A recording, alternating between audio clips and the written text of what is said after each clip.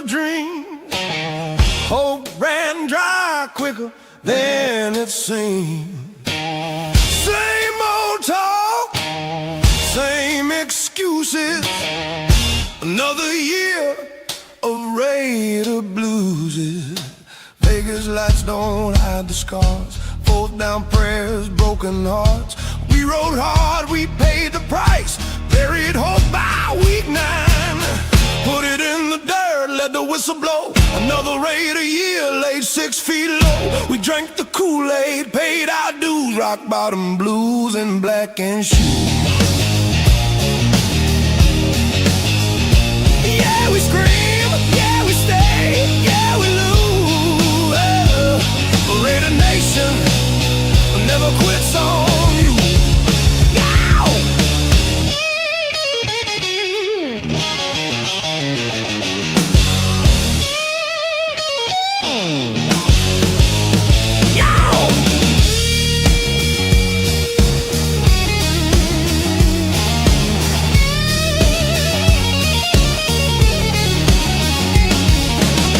Draft day hype, gone too fast. Coach talk heavy, scoreboard laughs. Defense tried, offense stalled. Same brick wall every fall. Legends watch from banners high, while Sundays teach us how to sigh. Laugh through pain, curse the screen. Love this team like a bad routine. Put it in the dirt, let the whistle blow. Another Raider year, laid 6 feet low. We drank the cool.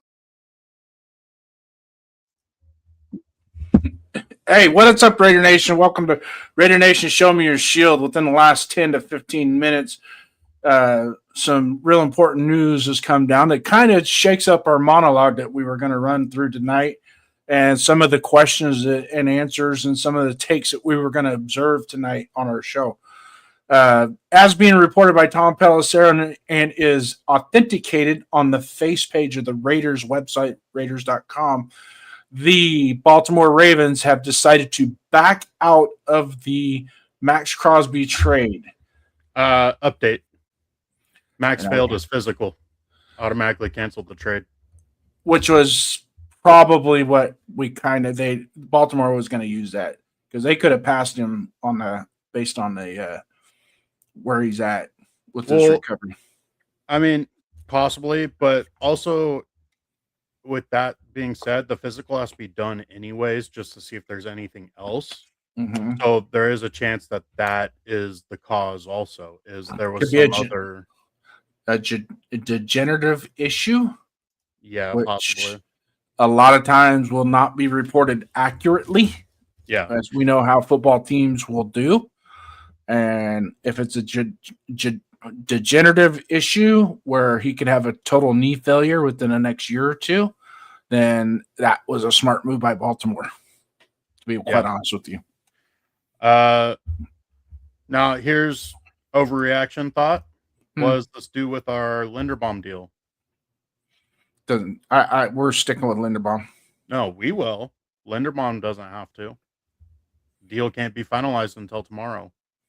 Well, that's on him. It's on him, and it's on the Ravens to offer.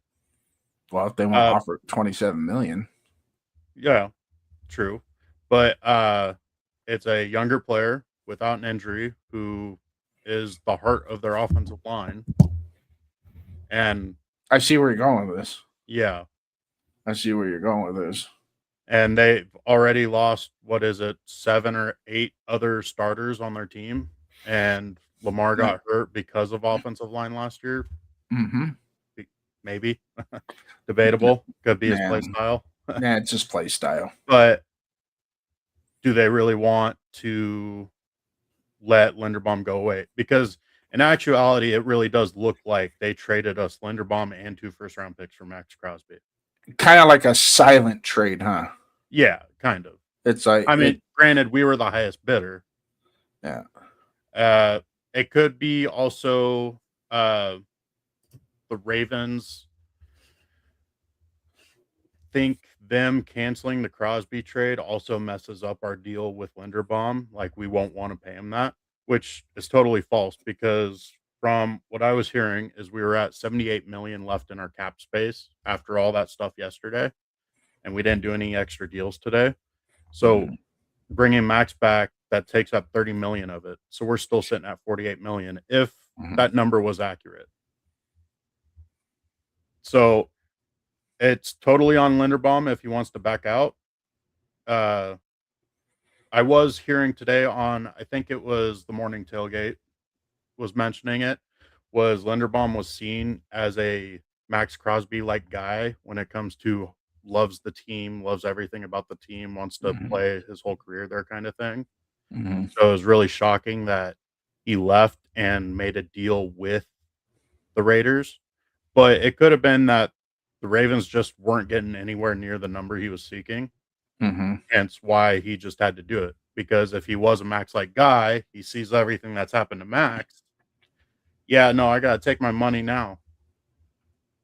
But I don't know. Very interesting. It's going to be a lot of overreaction until more news comes out. Ultimately, it was a Max Crosby physical. So just when you thought the dust was starting to settle. I mean, welcome to Raider Nation off-season drama 101. Yeah. Always something. We're Raiders. It Well, never surprises me when stuff like this happens. Yeah. But here's the next question on it. Do we just keep Max? Because I have a feeling that nobody's going to give us 2 first-round picks for Max now. Not with the physical like that. Well, plus if it is truly a physical thing, like just the known injury, then let me take a couple steps back. I was saying that a Max Crosby trade would have had been way later. The earliest it could have been would be right before the draft because of his rehab, because he needs to get healthier so he can pass the physical. That's why it kind of surprised me that we traded Max so soon. So, but I never thought anything of it.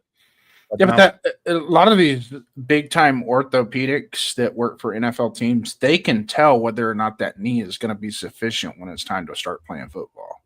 Yeah. What's up, Jack?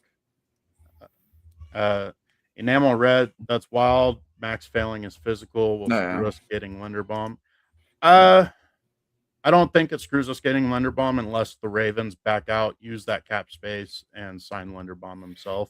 But Linderbaum, I believe, has to back out of the deal. That's not a Ravens decision. Yeah, of him backing out. That would be a Linderbaum decision, and since it's open, technically it's still open negotiation period or legal tampering, they can still talk to Linderbaum. There's nothing preventing them from calling him up and saying, "Hey, what's it going to take to keep you in Baltimore?" Yeah, but that's egg on their face again too, because they could have franchise tagged him for a lot less, and then they probably could have retained him just on $24 million. Yeah. Now that we upped it to $27 million per, they're going to have to come in higher than so. I mean, roundabout way, we're going to win this deal. We'll keep Max, and they'll end up paying fucking $8 million more than what they wanted to for our center. Here's the thing, though, is they can screw us over big time because we signed other players to kind of take over that edge / outside linebacker role, like Paye. We also re-signed Kuntz. We brought Snowden back, which Snowden was going to happen regardless if we had Max or not. He was a restricted free agent. Yeah. So Quiddy and Kuntz, those two, there's a chance we don't bring them back if we have Max still. Yeah. So now the thing is, Max is on our roster. They got to decide if they're going to keep both those guys or if they're going to cancel one of the deals or both. So here's the thing. We are going to a 3-4. Yeah. Quiddy is a defensive end. He's not an outside linebacker in a 3-4. Max would be an outside linebacker in a 3-4. Well, it also depends on what style of 3-4 you're going to be running.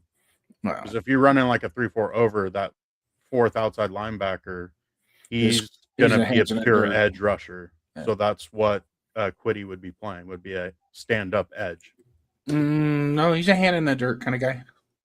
Well, so is Max. They both can do it. No. But Quiddy's whole thing is he's not as good of a pass rusher. He's a run stuffer. He's like the Raider we used to have for a long time on the edge, Houston, Lamar Houston. Mm-hmm. Where he can put some pressure on the quarterback, but his whole thing is he stops the run. He seals that edge. You're not going to go get around him. Oh, sorry. Bears might still bite on Max regardless of the physical, but they may not give us that number 1 pick. Could we get a 2 and a 3 and some cash for the 2026 draft? I want to take that deal. I'd rather there's got to be. He's still worth the number 1 pick, a first round pick. The whole thing with the trade is it can keep getting canceled because of the physical. Yeah. It's the Raiders, I think, kind of rushed the deal. Like they should have waited because that makes it safer for the Raiders to get rid of them. Now we're in this whole hiatus. What do we need to do? Are we for sure still getting our center that we came to an agreement with? Do we need to cancel one of the deals we made with one of the ends? Like I said, Quiddy and Kuntz.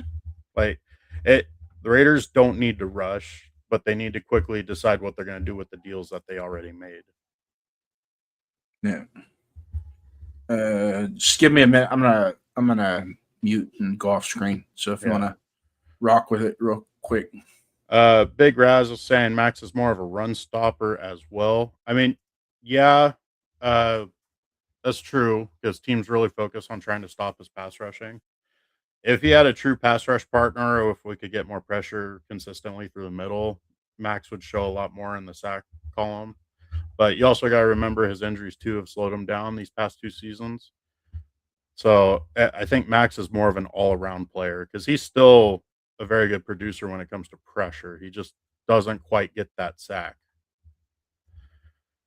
But yeah, man, this huge news, and it kind of throws a little chink in our chain or stops our cogs from moving. It's very interesting what will happen and before Wednesday before tomorrow happens, because that's when all the deals start getting finalized. So I don't know. It can be worrisome, or it could be a great thing. It just makes tomorrow that much more important. Yeah. So we'll definitely see how it plays out. I mean, we lose number 14 pick, which we're all already doing our mock drafts. What are we going to do with that 14th pick? Mm-hmm. Well, now that's out the door. We don't got to worry about it. But I will say our defense looks even scarier now. Yeah, I would say it's still improved quite a bit. Yeah. I mean, with Max Crosby, this is easily the best looking defense we've had in a few years. We really need to shore up that secondary. We need to get 2 more cornerbacks, hopefully 1 free agent and 1 rookie. But with getting Max back on the roster, that kind of cuts into who we can bring in. Yeah. But anyways, let's see here. Freezing pad. All right. Shit, that just threw everything off the rails. Yeah. Didn't it? Yeah.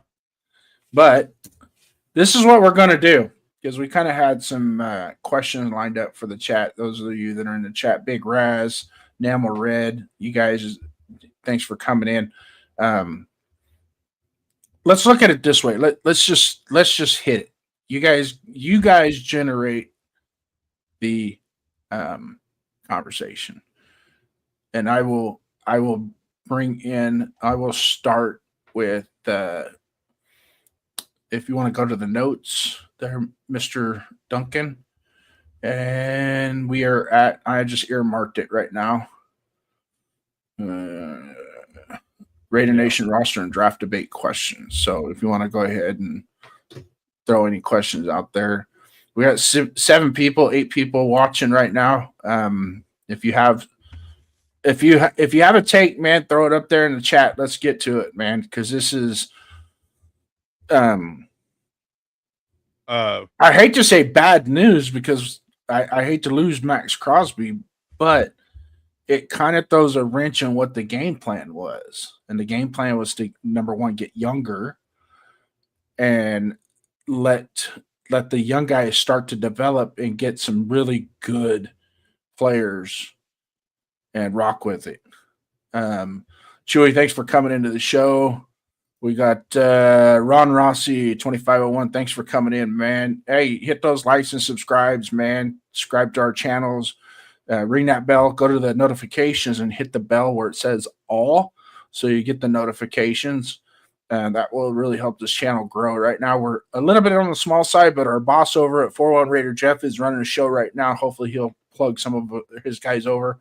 I did invite him onto the show if he wants to come over and kind of merge everything, because this, I mean, just like, and Ron can tell you just as much as I can, this is like typical Raider crap. It just is, man. I'm sorry. And I'm glad we're getting it out of the way before the draft and not till middle of the freaking preseason, the frozen foot, the tickling people's behinds and all that crap, in our Discord, the guy who's kind of like the guru of the contracts and everything on that and the terms of NFL stuff, he's saying that the players agreed to terms to the contracts that we offered them. They are not allowed to back out. Only the teams can back out. So Linderbaum is ours. All the linebackers we signed are ours. Quiddy Paye, Kuntz, everybody's ours. He's saying that players aren't allowed to back out of the agreements. Well, you know who's really excited about Max getting to come back? Who's that? Quay Walker and Nakobe Dean. Oh, yeah. Quiddy Paye, not so much. No, hold on. He's still got a place on our team. Yeah. Oh, definitely. Yeah. Because if you think about it, the other 3 defensive tackle positions when we were running a 4-3, Adam Butler, love him. He's great. But Quiddy Paye is right there at his level, if not a little bit better. Well, Butler can't play that 5 technique. He'd have to play that nose tackle spot. Jonah, I think, a little too undersized also, so he's got to play strong side. He could play the 5 technique on the strong side with the linebacker over top of him. Well, at least shaded in the B gap, but he could play the 5 technique. Ron Rossi, that's not true. Everybody knew Max had surgery. Like, that was not a secret. The only thing that would be a hit medical wise is if they found something else. That's what I'm thinking. Which that could be the possibility. I think it's more of the Ravens used it as a scapegoat to back out because they're having buyer's remorse, because even with them not signing Linderbaum, they still had to make cap space room for Crosby, and they were losing 7 or 8 starters. Like, their roster was looking brutal outside of their star power. So I don't fully think that's true that he loses his trade value. The only thing is no other team was offering what the Ravens did, which is why we took the which Ravens also means they're gonna regress on their next offer. Yeah, I mean, that's possible. But that's where the trade value starts to take a hit. Yeah, but Spytek was honest. It's like, this is where we value Max, and this is where we'll trade him at. Okay, we keep Max. He's a great player. We have him signed for what, 3 or 4 more seasons? Like, yeah, we didn't have. You're absolutely right on that. We didn't have to trade him. Yeah, we weren't shopping him to be traded. It's just his trade. Yeah, sorry. Go ahead. Emerald Red was also asking, like, then do we just keep Max? Which I think we do. Like, we don't have to force a trade. We're gonna be pushed to keep him. I think some of those guys that were making pitches for him, much like Baltimore, will see this and will act. Like I said, they're gonna regret. They're gonna bring back some of their offer. They're not gonna. Say for example, Dallas offered us the 20th pick and next year's number 1, right, for Max. And Baltimore's was better because they offered us the 14th pick and next year's number 1. Okay. Do you think Dallas is going to come back and offer us the exact same 20 and next year's 1? No, they're not. No, not unless there was a third team. They're not. But from my understanding, it seemed like Dallas was the third team. And I think it was the Bears were the second team. So Cowboys backed out. They still haven't filled that edge spot that they needed. So they could come back with the original offer that they had, which was their second-year edge rusher. I think a second and a third is what they offered, or a first and a third, something like that. I don't know what the Bears offer was. I never saw if that got leaked. But yeah, I don't see a trade happening because I think Spytek's going to be like, well, Max is a great player. So, oh, boo-hoo us. We get to keep a great player. Mm-hmm. But does Max want to be here? Does he fit well in a 3-4? From how, like, the same way he would fit the same way Ted Hendricks did, Ronnie. He wouldn't be a drop back outside linebacker, but he would be a hand in the dirt and a stand up, just like Ted Hendricks did on the outside when they ran a 3-4. So very similar to that. Weak side, he'll probably play primarily on the weak side, not on the strong side. That way he's got one less body to fight with, getting to the quarterback. Yeah. And then adding on top of what Chewy said about Paye being a great run defender, honestly, I'm buying into what you were saying, Jason. Having both of them, have Paye opposite side of Max, like, nobody's getting outside of us. Yeah, you got Paye, Butler as your defensive tackles. We go get a big old run stuffing nose tackle in the draft. There's going to be plenty of them, all the way to Chris McClellan in the 4th round. He's projected in the 4th round. You know, yeah, and then so there's geez, I was going to say Cleveland Farrell, not Farrell. Our first round draft pick a few years ago, Tyree Wilson. Mm-hmm. Have Tyree Wilson on the same side as Max as that D tackle and just let him pin his ears back, because now he doesn't have to worry about much. And at 3-4, he's covered with linebackers. I mean, he could sneaky finally have his breakout year. Like, this is going to be the year, if we keep Max, where Tyree could really shine. Yeah. And if he doesn't, see you bye. See you later. We'll take our comp pick for you.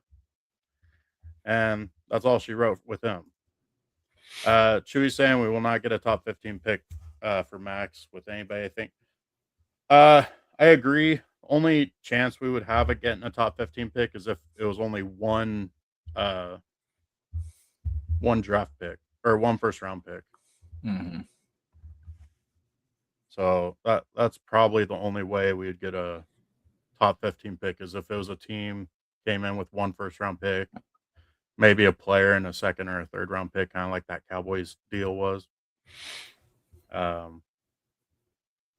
yeah, how crazy is that to happen right at the start of our show that we're delayed? I have a sneaking suspicion it's a degenerative knee. Is why they thought. Because how many surgery he's had? What, 2 surgeries on that knee? 3 surgeries on that knee on that exact same knee, draining, having it anywhere from having it drained to having it snip. And the good thing is when they did shut him down, it was like, okay, this isn't just a cleanup that we're doing here. This is going to be something a little bit more intensive. And as much as the pie that everybody wants to eat from, the guy, if they went in and did what they did, I don't think he's going to be as effective in 2026. Because we're talking, if they went in and had to restructure that MCL tear and do the things that they have to do, it's a little bit more complex than just going in and doing a little snip and putting a brace on it for a couple weeks and doing physical therapy. It's I have a funny feeling that the advertisement of the injury is not what it actually is when it comes down to an actual doctor looking at it and going, no, it's worse than what you guys, it's worse than that. And I've been around football programs that have been very, let's say, suspect on how they treat the players with their injuries versus what the actual injury is. Yeah. And sometimes the actual injury could be more serious, but they play it off as a less serious because, let's face it, the idea behind football is you want to get your best players out there no matter what at all costs. And if it means sacrificing you walking with crutches when you're 40 years old, then so be it. We want to win today. Well, we'll never know the true facts because it's all social media stuff and it's based off what the players and the teams and the agents put out there. But it has been constantly said that multiple doctors said that Max Crosby's knee surgery was a very basic routine, easy recovery. He's just got to stay on top of his. Yeah. But it still doesn't take away the fact that it's more than just a maintenance type surgery. Yeah. Well, they actually had to go in and actually perform surgery. It wasn't just going in and with a couple. There's sutures involved in what he had done. JT the Brick was making it seem like it was just trimming of the meniscus. No, that's what they thought it was going to be. Okay.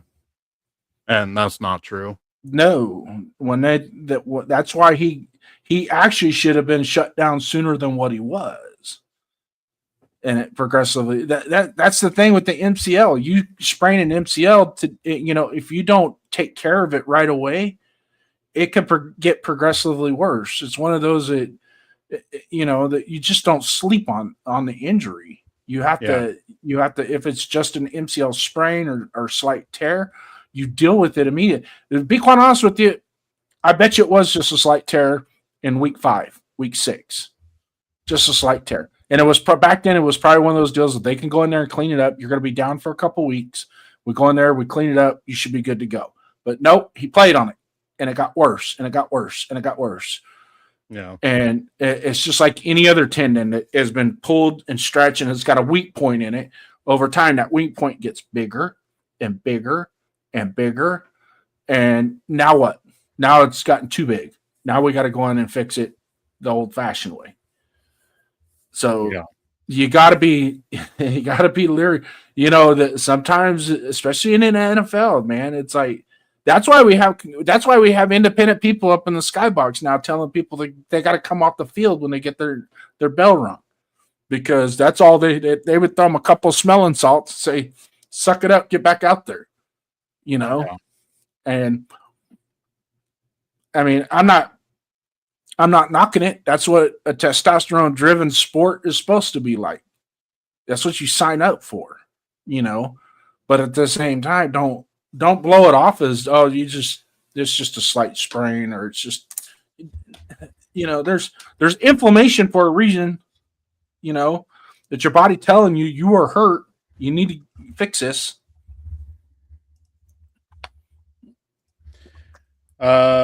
If he's staying, can we back out of Quiddy? Yes, we can back out of Quiddy. It's just got to be before tomorrow. Yeah, before 9 a.m., I think. 9 a.m. Pacific time, yeah. I don't know if I'd want to back out of him. I think I'd rather just let him roll, and then when camp comes around, if Tyree Wilson ain't holding up his end of the bargain, bye-bye. Well, let's put it up to the chat, Jason. Yeah. Okay, with all of our free agent signings, as long as the Raiders don't back out of them, we have Max Crosby now. Are you guys happy we have Max with all these defensive additions on top of us going to a 3-4? Or are you guys mad because we're missing out on those 2 picks now? Me, I mean, I'm happy about Max because with all these additions, like, it was making me feel confident we could easily get to 6 wins. And then hopefully you have a few close games in there to where maybe you start stacking wins through just kind of sheer luck because one play happens to go your way in a game. Max is back. Now our defense is looking solid. We're just really weak in the secondary, and we need a true nose tackle still. So Well, realistically, we get 3 to 4 players on our defense, and it's stacked. the 2 additions at linebacker alone improve our defense probably by 50%. Yeah, compared I to mean, last year. we had the worst linebacker play last year easily. It was terrible. And just those 2 guys alone. And then we can always draft a third one. You know, I mean, let's face it, it's not set in stone that we can't draft one because there's a bunch of good linebackers still going to be there. You know, I mean, Aiden Fisher, we could probably get Aiden Fisher with the 67th pick. Yeah. Or You know, later, possibly. You know, so it just it's just patience. It does I think this does change our draft board quite a bit as to it definitely makes it more intriguing. But I don't think the Max trade is out of the question because I think that you mentioned the Bears and the Cowboys, but there was another team that was pretty interested too. I don't Bears. It was the Bears. The Bears and the Cowboys, but Yeah. Carolina and Washington also had interest as well. Okay. I don't know if they made an offer. I think they just called the deal. What will you take for him type thing. And the Raiders weren't offering anything. Well, the Panthers signed 2 big players to their defense, so they're out of the Max trade probably. Washington, I think they signed a couple players. I think one of them was a little bit bigger. I don't remember the names though. I mean, there's the thing is like all these teams now spent their cap space. There's like a deal has to be done today, but who's to say they won't back out of it too? So it just becomes a whole cluster where we just got to sit and stick with Max. And then if a trade happens like right before the draft, okay. But Emerald Red saying very happy to keep Max. He's still top notch. The knee is going to heal up. Yeah, definitely. Now here's the thing though, is the team needs to put Max on a shot clock. Like no more playing 100% of the snaps. Same with practice. You're getting down to 75% of the snaps, maybe 80, depending on like the game. Which I think going to the 3-4 will allow us to do that more too. Yeah, because we got to throw a bunch of different looks at them now with the 3-4. Yeah. So it can play into the advantage and like tell Max like, hey, well, no, you're out on this package. Get off the field. Still think Jerry Jones will Jerry Jones and do something crazy. I mean, it is possible Jerry Jones goes back with his original deal, but if there's nobody else there, Jerry Jones, he's a shrewd negotiator. He'll drop it. He'll definitely pull something out of that deal. Yeah, it just depends on what the other team's offer was. Yeah. So, A team's got to be pissed. Moves were made because of that trade. Yeah. I don't know if the Raiders would be pissed just because they still have the cap space available to keep Max and do their full draft. Like, they're fine. Yeah. The only thing it can kind of mess up is other possible deals we're going to make. Like maybe we're going to get another cornerback Maybe we were going to get a safety. So, like, that maybe has an effect. Offensively, they might have been looking at a journeyman tackle just for competition, but I think I don't. I think it affects the Kuntz deal more. I Uh, really truly think I think the Raiders might have a little, because we have what, 5 years of Malcolm Kuntz and only 8 games of valuable tape on him. yeah, yeah. But here's the thing, though, is now you can put Kuntz behind Max, and there's our chance to get Max off the field for 25% of the snaps.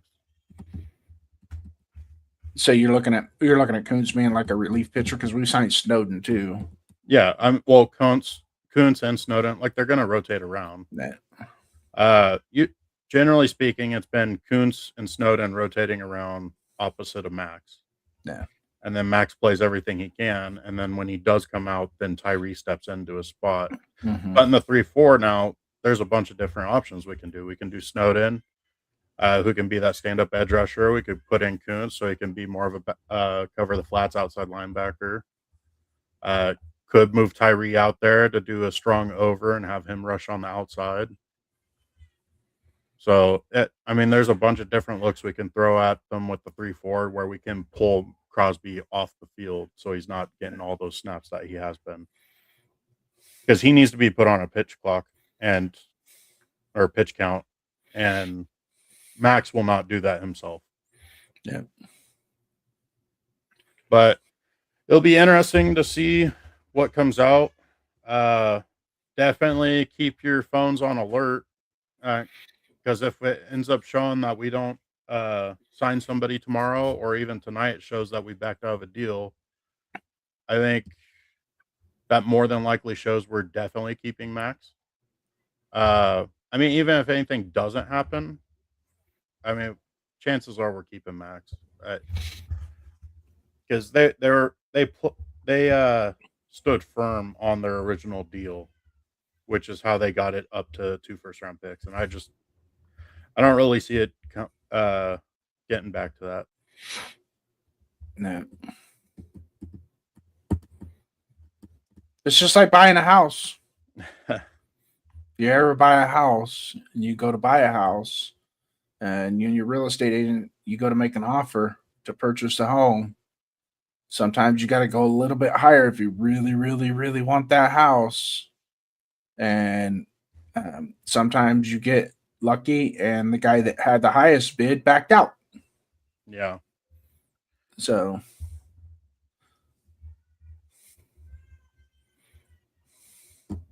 yeah, he definitely won't like being limited.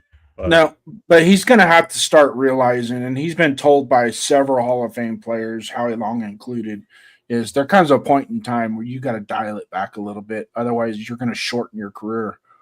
Yeah. Because there's a difference between playing 9-10 years in the NFL and playing 13-14 years in the NFL. Yeah. And on top of that, because a 13-year career of great success has more, you have more of a chance to get in that gold jacket than you do at 9. So if you only play 9 years, I know he's going into his 8th year, but let's just say, for example, he wants to just go balls to the wall with a bum knee and he screws it up more, then that could hurt his chances of being that. I'm not saying he doesn't deserve a gold jacket. That's not here nor there. We'll talk about that when the book is closed. But there's like I said, there's just a big difference at having 13 years of production than there is of 9.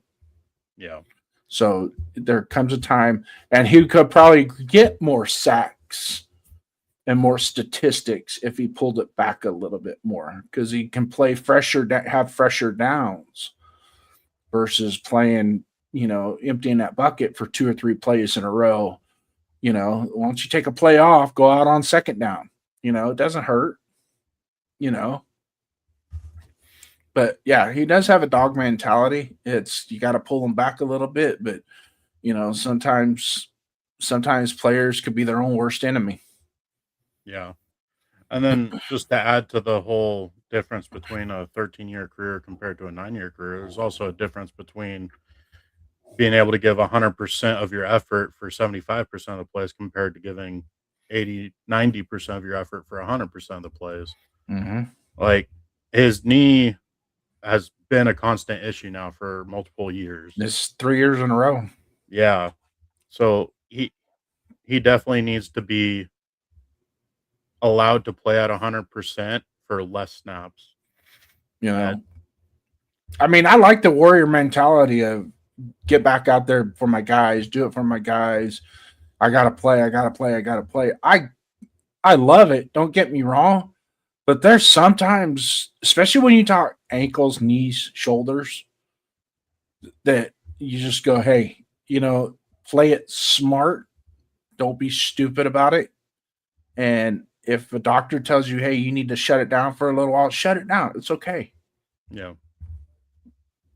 Nobody's going to question your manhood at all. Yeah. Nobody's. I would never come out and say, "Oh, he's a wuss. He got a little achy knee and he doesn't want to play." No, that's not. We already know who you are, Max. But it's okay to play smart. Yeah. So here's the thing: is it time for him to say, "Well, flock off"? Oh god, and he had that stupid ass Flock Nation garbage. There's only one nation. That's Raider Nation. There is no Flock Nation. They don't call it Flock Nation. Yeah, it's. I think he was It's just not. going off the top of his head, and he already said Nah. Nation and Raider Nation, so he's kind of got it stuck in his head. But the only ones that can acquire that title more than us is Red Sox, because the Red Sox actually used that back in the 30s and 40s. Red Sox Nation. no, it's just Raider Nation. Well, I mean, you could. I'm just telling you from a perspective of who actually started it. I mean, it's just not, But I remember when the name Raider Nation started is when they came back to Oakland. It was actually on JT the Brick Show where it kind of started, and it was a couple of the Black Hole members that would come onto his show, and they were just like, they kept calling it Raider Nation. And then it became Raider Nation versus Niner Empire, right? Yeah. That was the title that they went by. But yeah, none of the other teams they can't claim that nation shit. No, get out of here with that. All the other teams have regional fans. Raiders have fans everywhere across the U.S., and that's why it's Raider Nation. No. I mean, hey, so we got 13 people eyeing us right now, watching us live on YouTube. I'm Raider First Down, JD. Call me Jason, JD. Just don't call me late for dinner. This is my co-host, Donas Duncan. We come on live every Tuesday night at 5 o'clock for Raider Nation. Show me your shield. If you are a diehard Raider fan and you think you got what it takes to come up and participate, shoot us an email or shoot us a message, and maybe we'll bring you up and challenge your fandom as a Raider fan. But go ahead. What were you talking about? Oh, nothing. But with 13 people here, getting back to trying to talk to the chat, Raider Nation, do you think the Raiders have improved in free agency enough to make a playoff push, enough for progress, enough to get a foothold?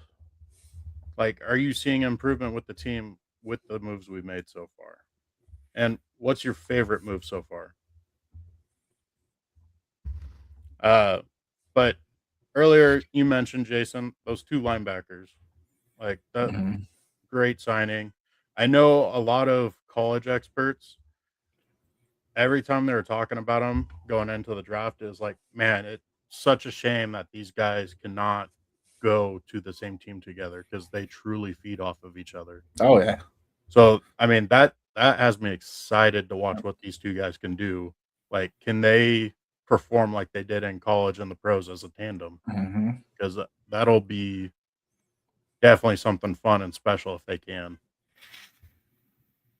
I think, to be quite honest with you, now that they've had a little bit of NFL experience with the speed of the game, understanding, dissecting formations and plays at an NFL level, I think they can actually take that relationship to a different level. Yeah, I think, I mean, there's been some linebacker combos in the history of the NFL that you just go, wow, that Yeah. it totally changes the defense.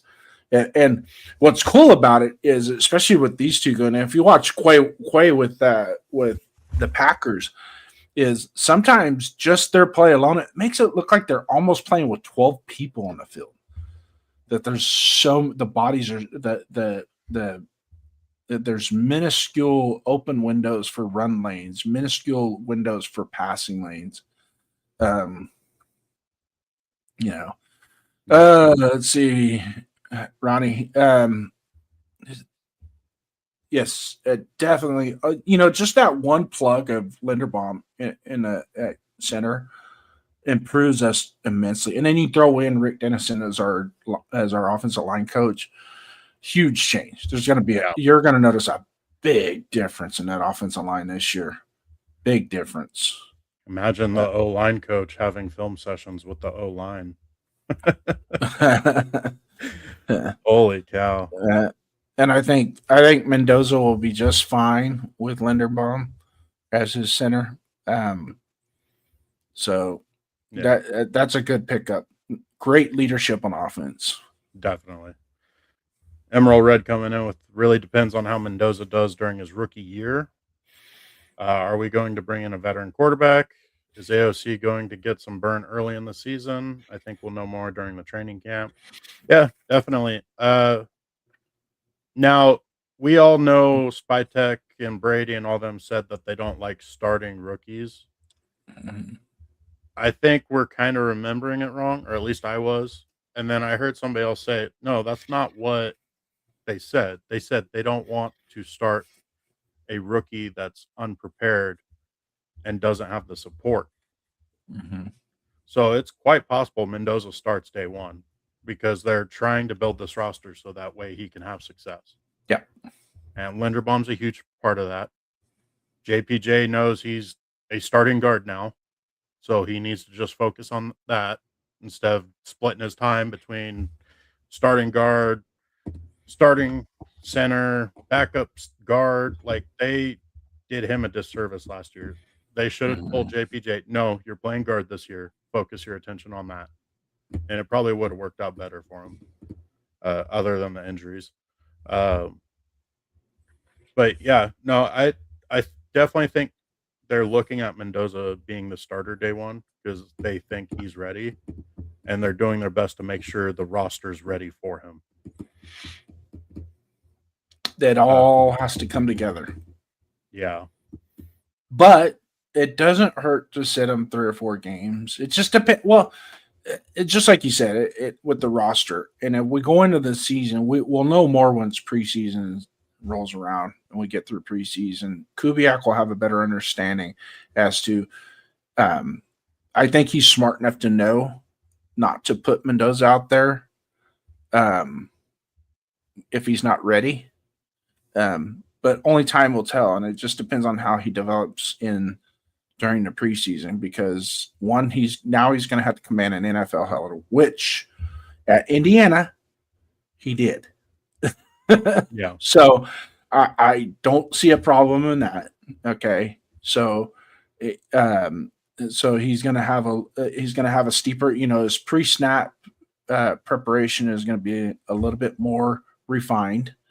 And his post snap is going to be a little bit more refined. And there's, a lot of the things that, since we're on the Mendoza train, and because I know some people want to disconnect that train and let it crash, I don't. Some of the things that have been brought up on other channels and through other topics and whatnot have identified a lot of faults in Mendoza. And just those faults alone pull him out of that number one value, that pick at number one. And I get it. I totally understand. If this draft was rich with a lot of skill players at the top of the board, but it's not. And when you're in a position that it's absolute, we need a franchise quarterback, and he fits that mold. We got to pull the trigger on it, man. I mean, I'm sorry. That's just I mean, it is what it is. And even those that have done evaluations on him on YouTube with on their podcast and have presented evaluations, I respect those, but I also respect the fact that what you've identified is extremely correctable. It's extremely coachable, and those are not what hinder his growth. Yeah. I also think it's funny how, like, even in that stacked class of quarterbacks that we had, all of them had huge flaws. Mhm. And yet, I don't know, they're treating Mendoza like he's so much worse than these guys, and he's not. Mhm. And I could do a podcast on Patrick Mahomes. Let's just say Patrick Mahomes was still at Texas Tech. He's coming out for the draft. I could do a podcast that would make him go in the 5th round. Because you watch his college tape and he had an 800-yard game against Oklahoma. Him and Baker Mayfield had this, okay, I get it. That's a lot of yards. Great. But let's watch some of the other stuff, the other yo-yo balls that you threw and the lack of discipline. And that was one of the things, that was the biggest knock on him, is he lacked discipline in where he went with the ball. He always wanted to force the ball or wanted to make some extreme. He would instead of making the routine play, he would want to make that da-da-da type play. yeah. And now people are saying he's the greatest quarterback ever because he does those in the NFL. No, I say that because of his winning attitude. He is a game closer. I mean, let's face it. You give the guy the ball with a minute left, no timeouts, 90 yards, and he can still go down and score a touchdown to win the game. And not just do it it's not just a one-time thing. I mean, you literally have to take the ball out of his hands the last 4 minutes of the game if you got to lead. You can't give him any chances because he will just tear you up like a butcher. Yeah. Well, the whole thing I don't get is, like, a lot of these people, they don't look at the positives of the player and rank those positives compared to, like, other players in their position and similar styles. And on top of that, can that player utilize those pros in the NFL? And are there any detriments that would prevent them from being able to use those skills? Like Jamarcus Russell, yeah, he had a cannon and he could throw off his knees 90 yards down the field or whatever. Well, guess what? You're not throwing passes in the NFL off your knees. And there's a big red flag in his work ethic. Well, guess what bit him in the ass? His work ethic. Yep. Had His all the talent character. in the world. Yeah. Mendoza, he's the complete opposite. He has the greatest character issues. He has the mind for the game. He's a total nerd about football. He doesn't have a lackluster arm. He's not poorly athletic like everybody says Aiden O'Connell is. Like, where are the detriments that are going to prevent him from being able to actually perform? And he's more athletic than people realize. Yeah. Well, part of it's kind of like a deceiving thing. Like, he's deceivingly athletic. It's because he's got such long strides and he's so tall that he seems like he's not moving that fast. Yeah. But and he's got the mentality to really truly fight for everything. I mean, heck, look at that Miami game for his highlight touchdown. Like, well, the Penn State game, the Ohio State Big Ten championship game. Yeah. I mean, the guy, there was no. That's what I think. That's, to believe it or not, that's what sets him above the rest of what we're talking about. Is just that mentality, that grit. Yeah, the game isn't over until the clock strikes 0, and I'm going to do everything I can to help my team win. Yeah, which fits perfectly into what Kubiak was saying in one of his last press conferences. Is he wants players that play through the echo of the whistle.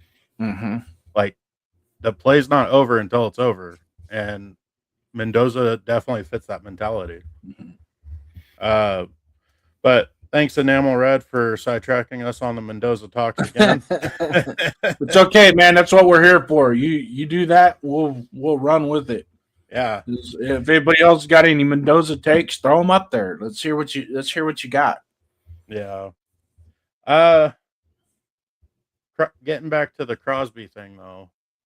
I mean, I simply think we just keep him. We're not going to get a deal as good as what we had. Plain and simple. So just stick to the guns of what you were saying all this whole time while there was trade talks, and keep Max. That's kind of what I was thinking. Yeah. Heck, our defense looks way better than last year already. Like, Nah.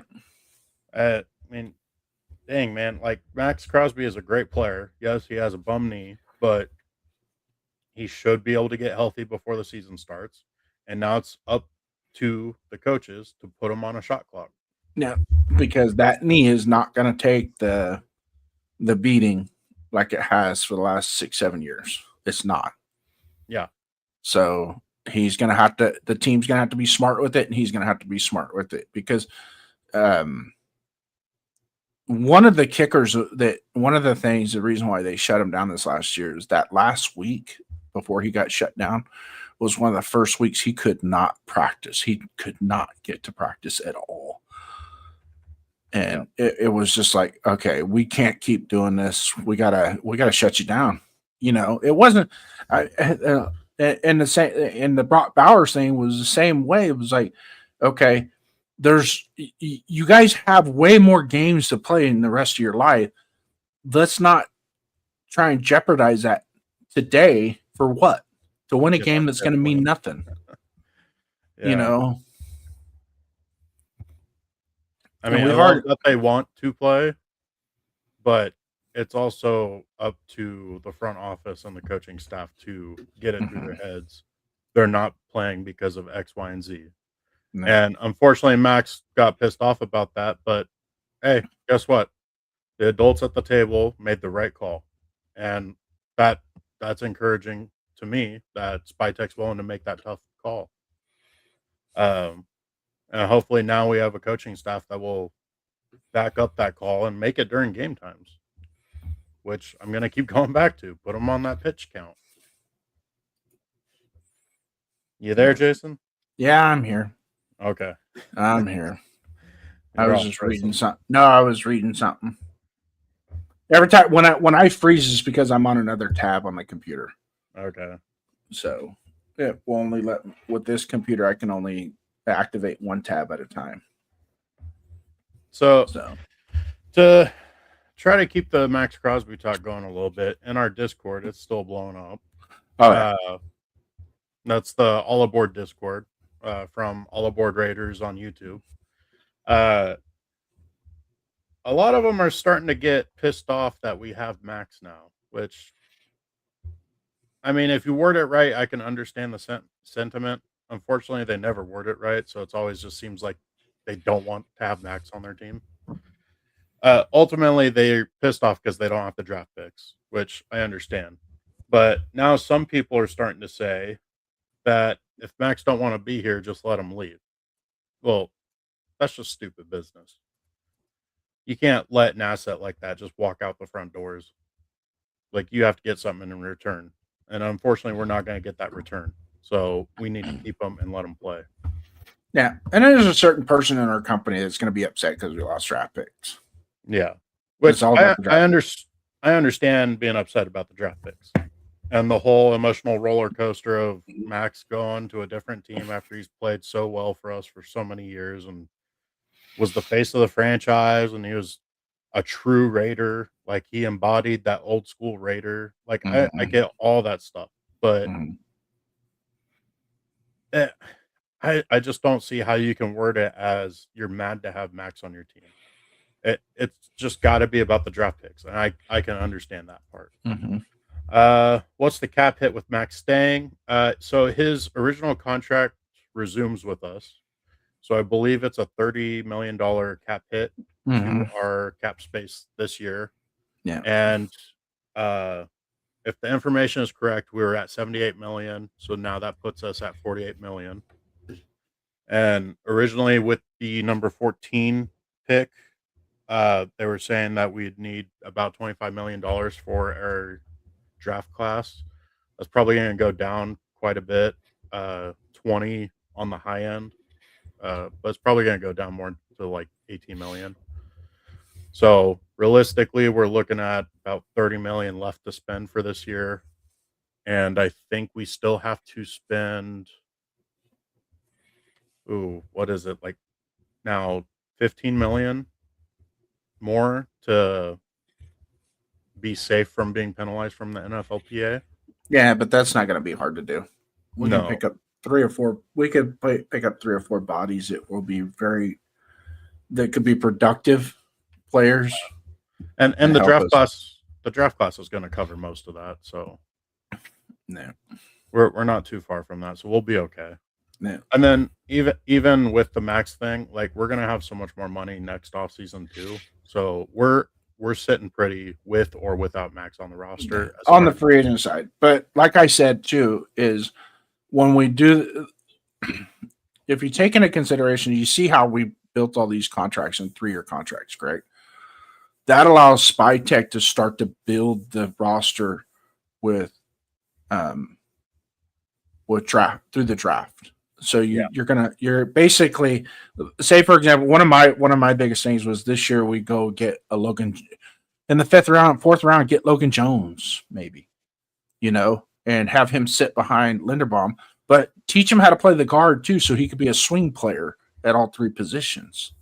Because it's easier to teach a center how to play guard than it is a guard to play center. Linderbaum to learn guard? No, Logan Jones. Oh, I'm sorry. Yeah.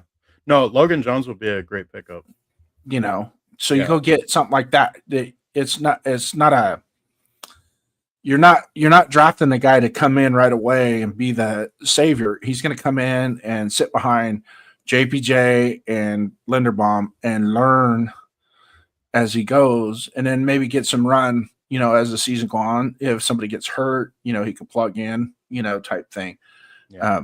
Be that swing interior lineman. That's just one example. Another example would be, at the linebacker position, we got Quay Walker and Nakobe Dean, right? Get a Jake Rodriguez. Yeah. We can get a Jake Rodriguez. Oh, Rodriguez would be so awesome. And Jake Rodriguez doesn't have to go out there right away and be the savior of this franchise at middle linebacker. He could develop, Plus, there's room for him to play with these 2 guys because neither Dean or Walker are known to be great in the pass game, and Rodriguez is a ball hawk. So that's he's he could be your 3rd down specialist at middle linebacker. Yeah, that would be awesome. And then work in Eichenberg also because he's shown some promise. Yeah, he wasn't bad. And a 3-4. Do you think he can make the move to outside linebacker? Or is he lacking in? No, he's a Sam or a Mike. Okay. Well, I mean, does that also show what they think of Eichenberg by signing both Dean and Walker? I don't think we have enough on Eichenberg. And not only that, he's been predominantly a special teams warrior. He hasn't really shined per se as a positional player. Well, he had a few games last year where he looked good, and he's one of those players where you never mention his name because there's never a bad play being made around him. But sometimes his name didn't get mentioned because the ball went right by him. Not really. Yeah. Not because might want to go back and watch that Giants game. Job. Might want to watch that Giants game a couple times. He looked a little confused at times on why White isn't in the position he's supposed to be in. No. Yeah.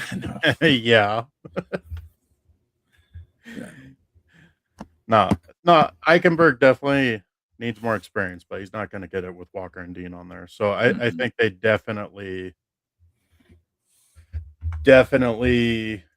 Oh, look who showed up. Yeah, your best buddy, Cairo. Cairo 3, baby.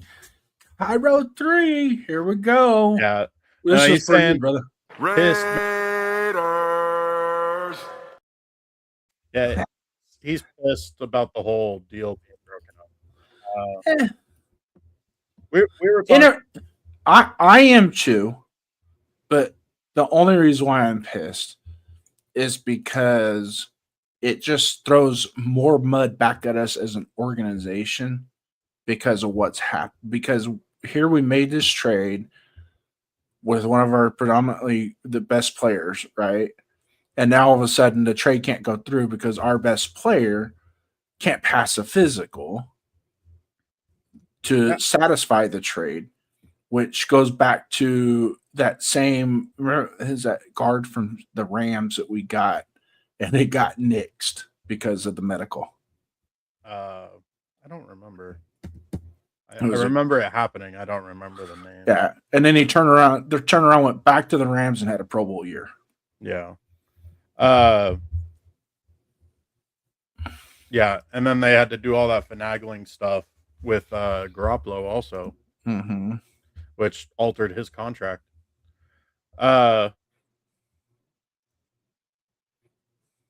We'll keep our free agents. Yeah, I don't think that's going to change much there. The only thing that's going to really change is how much cap space we're going to have going forward to sign other players. Yeah, That's the only thing that's going to change, and it'll put a big dent. It's going to put a big dent in our shopping, most definitely. But I still, to this day, think what we've done so far, and then bringing Max back. Yeah, we lose that 14th pick, which I kind of was hoping we had as well, but in the long run, I still think Max is better than whoever we can get at number 14. Yeah, So I agree. But the thing is, we'll never truly know if both those picks ended up being better than Max, like combined, or one of them, or each of them. Because, like, I mean, people will faintly kind of try to link the Ravens pick to like what the Raiders could have had, but there's no saying what the Raiders actually would have taken at those picks. well, it's like Traded back or whatever. It's like Quay Walker was the draft pick that we gave the Packers for Devontae Adams. Yeah. And now he's on our team. When we could have used a linebacker then too. That Freaking Quay Walker with Spillane would have been nice. would have been good. That would have been good. But I think it's going to be better with Nakobe Dean. Yeah. Kurt Morrison and the late, great Thomas Howard. You guys were fun to watch, but this is going to be totally different. Yeah. I mean, ultimately, I'm not mad to have Max back, and I don't think any of Raider Nation should be. No. I think if you're going to be mad at anything, be mad at the Ravens for blocking the trade, because everybody knew Max was still rehabbing. Everybody knew it. Like up to the same day he was traded, it was mentioned that he was in the building working out, trying to get 100%. Mm-hmm. So blame the Ravens for trading for a hurt player and then failing him on the physical, presumably for that same injury they knew he already had. Let me ask you definitely think this. it's a panic move by the Ravens. Is it a panic? Well, that's just it. I truly think they had buyer's remorse, and they're just using the physical as an excuse to get out of that deal. Yeah, because of what's happened in the last couple of days with the rest of their free agents, and the last thing that the Ravens ever want to be known for, because if anything, the Ravens front office has always been the symbol of greatness in the NFL. They always have been, from Ozzie Newsome down. They've been always a model of how to carry yourself as a franchise when you're building rosters. And they've always had great rosters. They always have. Well, and now with this and their free agency, slowly slipping ever since Ozzie Newsome left. Mm-hmm. And I think their current GM's starting to get on that hot seat. So we'll see what happens. I definitely think it's more of a panic move. I mean, I guess buyer's remorse does go play into It's the same. It's about the same. Instead of saying panic, I think it's just like I think they've thought about it for the last couple days, and then seeing what the outcome of free agency has been, that it's like, we have to, and really they're shooting themselves in the foot by taking Max Crosby, because with the people that are exiting, and their defense wasn't much better than our defense to begin with last year, and they have one of the best safeties in Hamilton, But having said that, I'm sure they got to the point where it's like, well, how are we going to build through the draft if we do this? Yeah.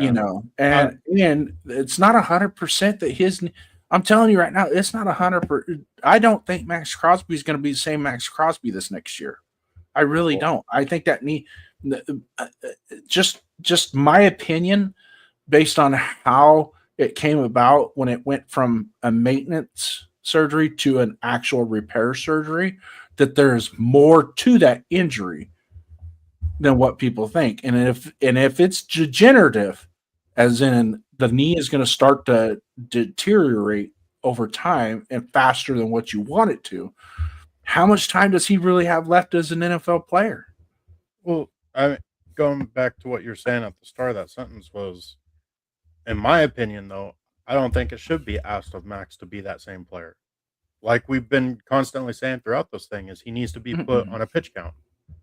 That should have been done 3 years ago. Yeah, and that's the whole reason his knee is like that. And if it continues to be forced upon him or asked of him or allowed of him to do 100% snap count games, or even like 95 or 90, like, okay, you're just asking for him to get worn down and hurt by the end of the season.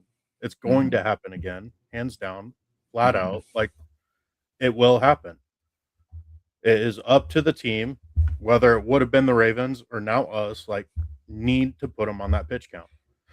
Cairo is saying the GMs around the league are saying reportedly it's BS on the Ravens' part. Yeah, I agree. Yeah. Only way it's not BS on the Ravens' part is if the physical showed something else besides the injury that they already knew of. That's the only way. But it's definitely a buyer's remorse thing, because they're missing 7 or 8 starters, and they just put a bunch of cap space into Max, and they're unable to come to a new deal with Lamar Jackson to free up some cap space. And they're not going to be able to fill up those positions with anything except for rookies and guys that are backups in the NFL. I wouldn't be surprised if this time next year they're shopping Lamar Jackson. Yeah, I could definitely see that. I mean, like literally looking to shop him and willing to take whatever best offer is. And to be quite honest, I wouldn't give more than a 3rd round pick for him. Well, with that contract, no, just the overall. I mean, come on, you've read the reports of him not wanting to practice in the morning, so they all had to change the practice schedule to accommodate him because of what he was doing. No, that's not how this shit works, dude. No. You show up for work when we tell you to show up for work, and if you don't show up for work, we're going to fine you. Well, plus to add on to it, like, I remember when he first got that big contract, like, it was very split between fans saying he was deserving of it or not. And I was definitely on the side of he did not deserve that big of a contract. The fans that were saying that were probably also the fans that were voting for him for MVP of the league as well. That were saying he wasn't deserving of it?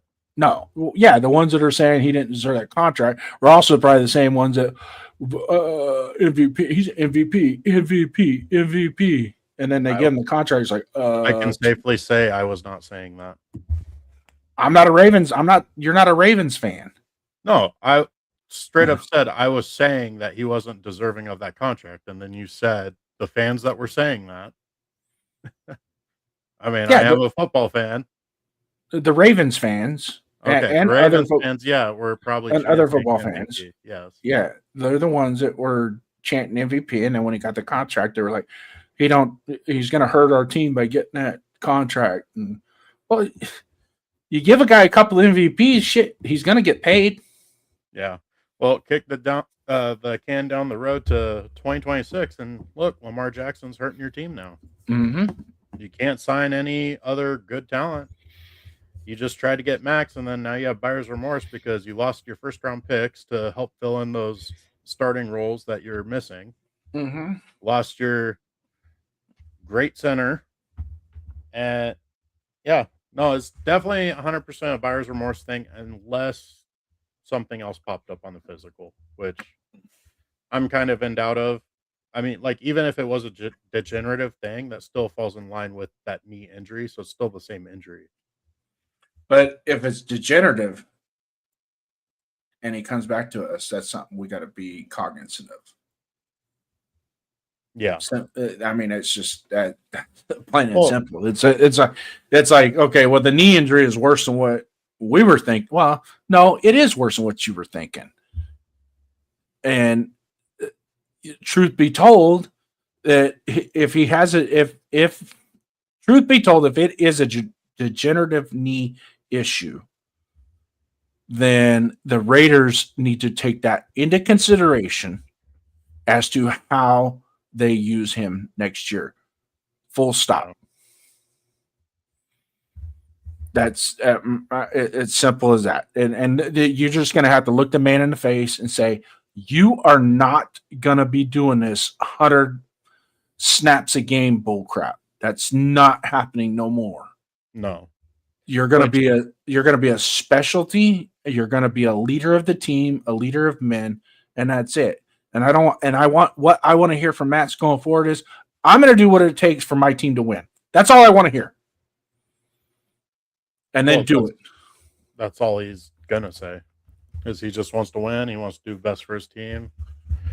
Yeah, but then he loves the Raiders, so he's okay with playing with the Raiders. He also brags about his TFLs and stuff like that on his podcast. And sometimes it's like, well, what about Adam Butler? Oh, he's cool. He's one of my guys. Well, there's other guys on the team. Kind of, lift your team up a little bit more, is what I'm saying. Yeah. As a leader, and I'm sorry, but does he have leadership qualities? Yeah, but I think we've seen what his leadership has gotten us for the last 3 seasons. So maybe it's time for somebody else to take over the leadership role on defense. Yeah, and just let him play. I was having this discussion with my dad after the Max trade. Is like, we're asking each other basically how we feel about it. And it's like, we're both said pretty much the same thing, where we hate seeing Max go. And he's more than just a great defensive end. He's also a leader of that locker room. But ultimately, what did that leadership bring us?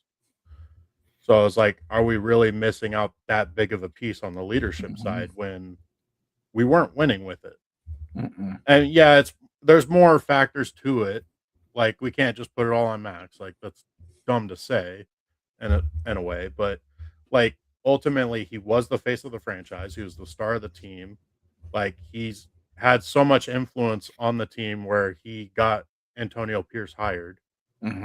Like, so it's very easy to say, like, his leadership did not bring us success. And, like, how many times have we had a great overall defense with Max's leadership also? So it takes more than one person to be a leader of a team.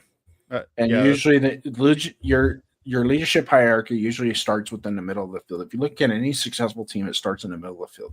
From the quarterback to the center, from the nose guard to the middle linebacker to the strong safety. And then you work your way out. Yeah. Because being a leader on the left side of the defensive line, you have no idea what's going on the right side of the offensive line to better motivate or better provide that leadership bounce to those guys on the right side of the field, especially when the plays are coming. If you're making the play and you're doing the dance and everything, that's fine. But what I want to see is when, let's say, Malcolm Koonce makes a sack, how are you reacting? Yeah. You see what I'm saying? And so it's like one of those deals that now on the offensive side of the ball with, You'll see Brock Bowers is a silent, what they call a silent leader. Okay, he doesn't have to do it with words; he just does it with action. Yeah. And when you see him start to heat up, the rest of that offense, the rest of those guys start getting they're moving a little bit faster, they're hitting a little bit harder, they got a little bit of more giddy up in their step when he's making plays. Yeah. He So definitely falls into that category of like how I was taught when I played football. Like my dad coaching me. Like, well, your dad says it right here. I Yeah. mean, you can't be a true leader if no one follows you. right. But what I was saying about Bowers though is like what I was always taught when I played football is you talk with your pads, not your mouth. Like you doing the actions is going to incite some sort of reaction. No. And like I love Bowers because you're never going to get drama out of him because he doesn't speak up. Like he does the work and that's it. And everybody sees it. But he'll go to the sideline and hang out with the guys after a touch, like that touchdown that he caught off of his butt. That was a back shoulder fade that was caught. Get used to that back shoulder fade that was caught. Yeah. And that's off the sideline. Like that's like your own little group. Like that's he was with everybody. I mean, you see him. He was talking. He was hoofing it up with Carlson and the defensive guys. There was no. He was not. And you can tell it wasn't so much he was trying to brag about himself as it was about everybody. It was about everybody else's reason why that play was made. Well, yeah, but it's also allowing you to feed off of the positives. Like, okay, he goes and stands on the sidelines a stone man. Like, that's kind of rubs some people the wrong way. Like, you got to be able to feed off the positives. No. Max changed a lot after DC4 was let go. You can see over the last 3 years, he barked about AP getting the head coach job and things went to his head. I can kind of agree with that. And then also with like the whole McDaniels getting fired after Carr was gone. I think that was the biggest turning point. So Carr gets gone, and then McDaniels brings in Garoppolo, and none of their plans work. Their offense is absolutely terrible. And they have that big meeting, and Max was a huge factor of it. And so is AP. And I think that's kind of where the power, if it did get to his head, that's where it would have gotten to Max's head. And then goes and uses his relationship with Mark Davis to push for AP to get hired. But to be fair, the majority of us fans were saying that AP deserved that shot at head coach because of how much better that second half of that season was after AP took over. Because we were all feeding off that emotion. Well, it's that and what we did with Bisaccia, where we let Bisaccia, because Bisaccia came in and was able to right the ship over that dramatic early season debacle that the NFL pushed onto us with John Gruden, and he was able to go 7-5 and get us into the playoffs and coach us into the playoffs. And I think that had a lot to do with, hey, we can't get, and I somewhat agree. It's like let's just retain the coaches that we do have and try again, and pound the table. I totally get that. As a player, that's what you want. And I get that. But a player shouldn't be going straight to the owner. Yeah. Ever. And I think that's also something that kind of was a big negative in the stuff that happened with him getting benched for the rest of the season. As he no longer could go straight to Mark Davis. He had to go through Spytek. And Spytek's a big boy and put him in his place. Yeah. And I don't think Max liked that. Like somebody told him no, and he was getting his way for a while now. Yeah. So it definitely could be Max thinking he's mightier than thou thing, like letting the power get to his head.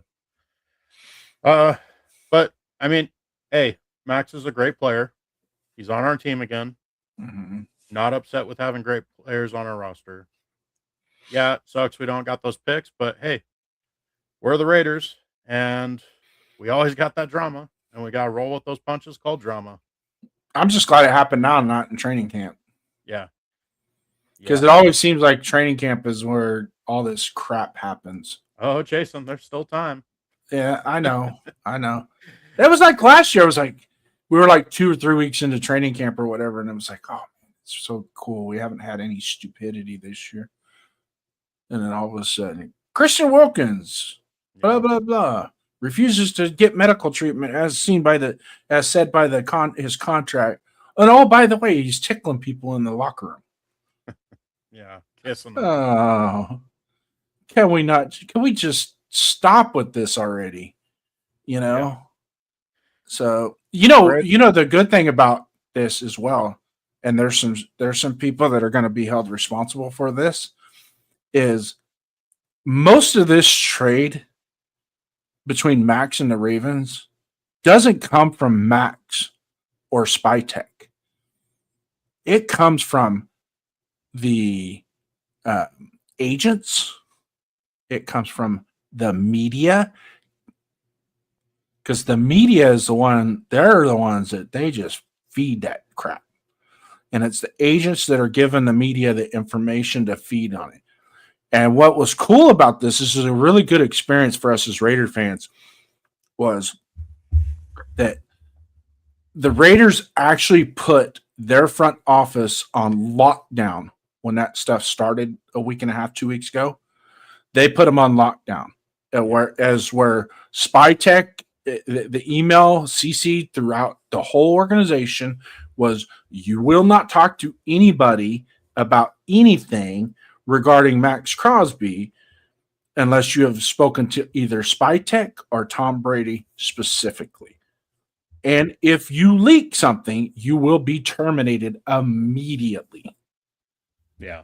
And it was like, we're putting this stuff on, and that's why a lot of these NFL quote unquote NFL insiders, they couldn't get anything because it was like, nope, we're on lockdown, man. So what's going on with them? They call like a player development coordinator. Hey, what's going on with the Max Crosby deal? I ain't telling you.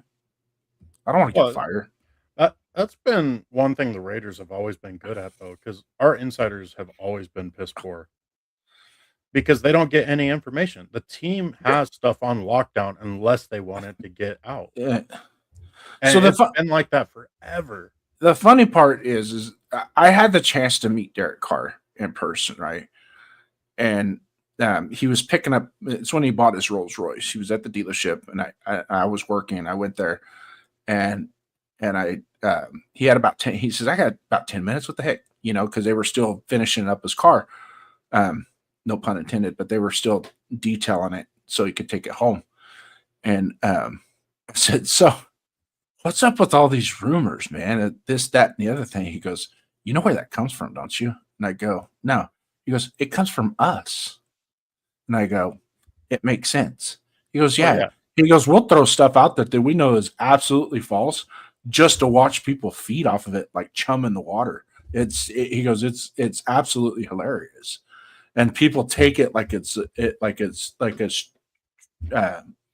noteworthy. And they also do it to test. He said there's certain people that are like quote unquote insiders that you want to build trust with. So we'll give them information or we'll tell them something. And if they just go off of what I tell them and they don't validate it, then we know they're not trustworthy.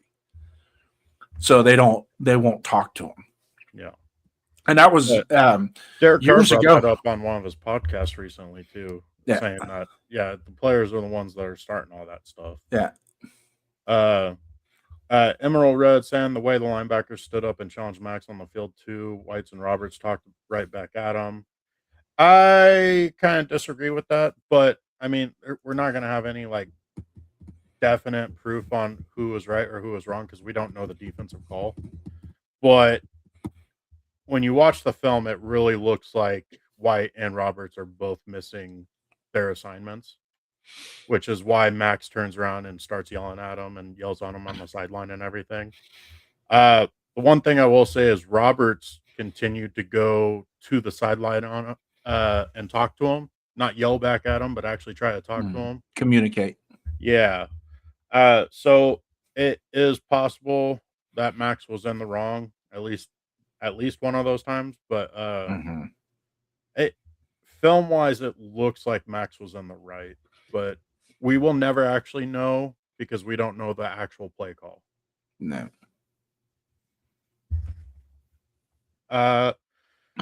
Been at it for hour and a half. Yeah, I'm pretty much. I think we've kind of. Well, The Max stuff kind of threw us off. Yeah. But hey, we're Yeah. the Raiders. There's always going to be drama, and we got to roll with those punches. yeah, I'm trying to get fans to come on. Most of the people I talk to, they say maybe later, maybe later, maybe later. But these are some of the guys that I know personally that we grew up as Raider fans, and so we're going to try and get those people on here so we could discuss the fandom. So like if you anybody in that's watching, if you're interested, just leave a comment in the section, and we can maybe get together and kind of show you and come up on stage, and we challenge you to your fandom, so to speak. It's nothing. If you've seen our previous episodes, it's a lot of fun. It really is, and it helps us build camaraderie throughout the Raider Nation. And I wish more channels did more of it versus trying to be the topic in disguise of who they are, and just be true. Just be true. Just like when we did Sacktown Mike. That's exactly the way it should be. That was pretty much the perfect show. And Darth Raider as well. Hopefully we can get Darth Raider back on again. That'd be a lot of fun. This time with no technical difficulties. Yeah. So to speak. So maybe the week before the draft, shoot for that, or after the draft. Because I think he's going to the draft. And so that's something we could talk about as well. And then just go from there and see. Our channel is growing, but it's only growing a little bit. So for those of you guys that are out there that are watching, hit those likes, subscribes, the notifications, thumbs up, give us a thumbs up. And because YouTube does everything based off of algorithms. And the more of those that we get, if we get close to 100% on every show, then they start to push it out to other people that maybe aren't subscribed, and then they come on and they watch. So thanks for stopping by and chatting it up, and have a good night, and we'll see you in the Discord as well, Enamel. Yep. Thanks. But that about it, Jason? That's it. Cold open, counted out. Yeah, we heard the talk. Cold nights and long losses, still we walk. Scoreboard hurt, but the heart stayed real. Still wear the black, still flash the shield. From Oakland roots to Vegas dust, pain in the season, but we still trust. They say it's over, I say move on, but Raider pride don't ever gone. Show me your shield, hold it high, don't bend.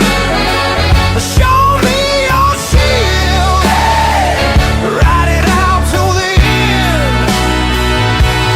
Win or lose, yeah, we still reveal Raider Nation. Show me your shield.